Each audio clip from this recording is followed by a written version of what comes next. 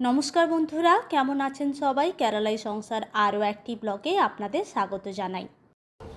आमी एकटा रिल्से आपनादेरके देखिएछिलाम जे केरालाते बाच्चादेरके कला पुड़िए स्नैक्से देওয়া হয় আর এটা খুব হেলদি একটা খাবার।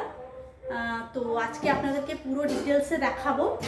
তো এই ধরনের কলা কিন্তু নিতে হবে, ঠিক আছে? জানি না আমাদের ওইদিকে পাওয়া যায় কি না।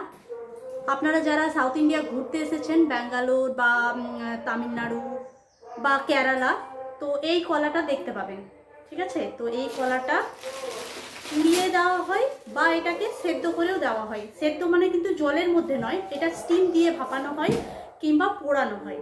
তো ঈশান পুড়িয়ে যেটা করি সেটা বেশি খেতে ভালোবাসে, আর সত্যি সেটা খুব টেস্টিও হয়। আমি নিজে খেয়ে দেখেছি, খুব ভালো লাগে খেতে। তো আপনাদেরকে দেখাবো সে কীভাবে পোড়াচ্ছি।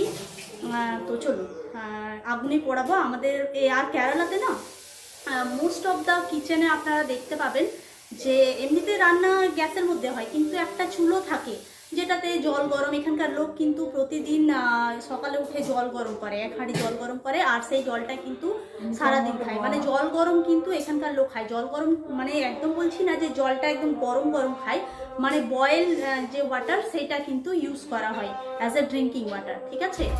তো সেই জন্য তো গ্যাসের মধ্যে এত সম্ভব নয়, যা দাম বাড়ছে দিন দিন।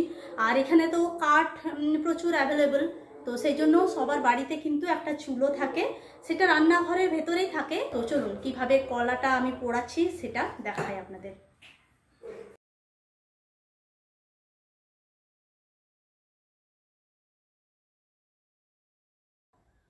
কলাটা ততক্ষণ পুড়তে থাকুক, মাছগুলো ততক্ষণ ধুয়ে নিই।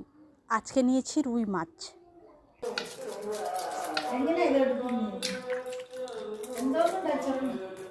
इसको आस आस बोलते हैं, आस आस आस बोलते हैं।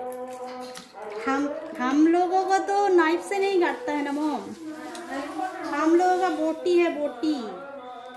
मुझे तो नाइफ में बहुत प्रॉब्लम होता है मछली वगैरह काटने के लिए।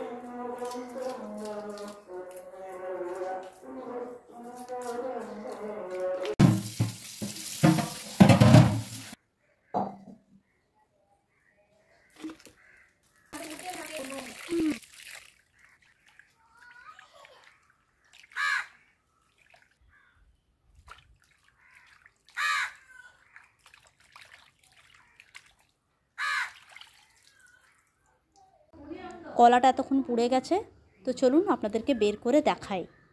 খুব গরম আছে তো একটু জলে ধুয়ে তারপরে খোসাটা ছাড়াবো। এইভাবেও কলা খাওয়া যায়, সেটা আমি প্রথম কেরালাতে এসে দেখেছিলাম। আর সত্যি কথা বলতে খুব টেস্টি লাগে খেতে। তবে সিঙ্গাপুরি কলাতে কিন্তু হবে না। আমি যে কলাটা আপনাদেরকে দেখালাম সেই কলাটা যদি আপনারা পান তাহলে বানিয়ে দেখবেন। এই দেখুন, দাঁড়ান আপনাদেরকে একটু কেটে দেখাই। এখন তো দুপুরবেলা, এখন তো আর ঈশানকে দেবো না, আপনাদেরকে দেখানোর জন্য কিন্তু আমি কাটলাম, আর ঈশানের জন্য আরেকটা পোড়াতে দিলাম। তো চলুন এবার মাছগুলো ভেজে নিই। এই মাছ আমার শ্বশুর শাশুড়ি খেতে চান না, বলেন কাঁটা লাগে, তো সেই জন্য বেশি কিনলাম না, হাফ কিলো কিনলাম, 200 টাকা কিলো নিল। যেহেতু ওনারা খাবেন না, তো সব মাছগুলো একসাথে রান্না করব না, কালকের জন্য কিছু রেখে দেবো।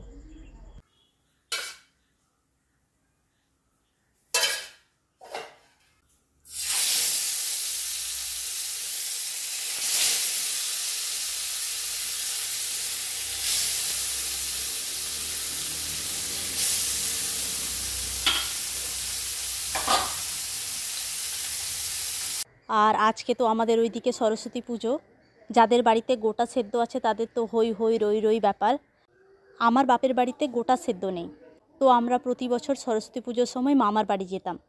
কি আনন্দ, কত মাছ, কত ভাজা ভুজি, দিদা তখন সমস্ত রান্না করতো। মাছের ঝোলটা টমেটো দিয়ে করলাম। বাঙালির রান্না আর বাঙালিকে কি দেখাবো। তবে চলুন আজকের ব্লগটি এই পর্যন্তই। ব্লগটি কেমন লাগলো জানাবেন, ভালো লাগলে একটি লাইক আর শেয়ার করবেন। আর আপনাদের সাথে আমার দেখা হচ্ছে আমার পরের ব্লগে। সবাই খুব ভালো থাকবেন, সুস্থ থাকবেন আর খুব আনন্দে থাকবেন। ধন্যবাদ।